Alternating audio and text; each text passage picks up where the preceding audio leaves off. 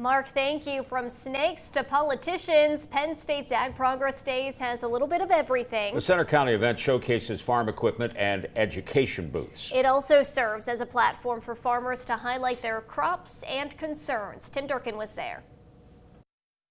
This is good for us to help educate the public and hope and see if this will do some good for, some farmers and some people in the area. Progress Days is back to show the public the latest developments in agriculture. There was a great turnout, something that vendor Alan Albers was surprised to see because he says that farm shows like this are on the decline due to more land being owned by less people. That eliminates a lot of farmers that had the 80 to 300 acre farm.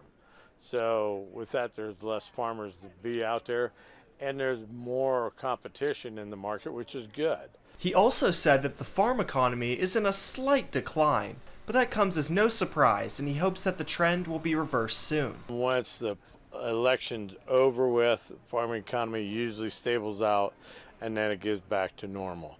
For other vendors, Progress Day is a way to educate the public on all sorts of agriculture-related topics.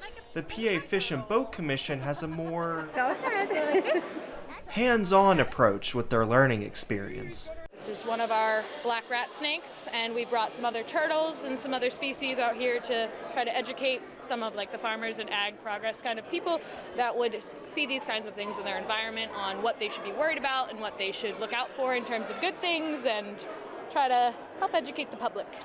Will the black rattlesnake acts as an ambassador for his species, and despite the appearance, He's just sitting here. He's very friendly. The show continues tomorrow with more discussions of key agricultural issues. Reporting in Center County, I'm Tim Durkin.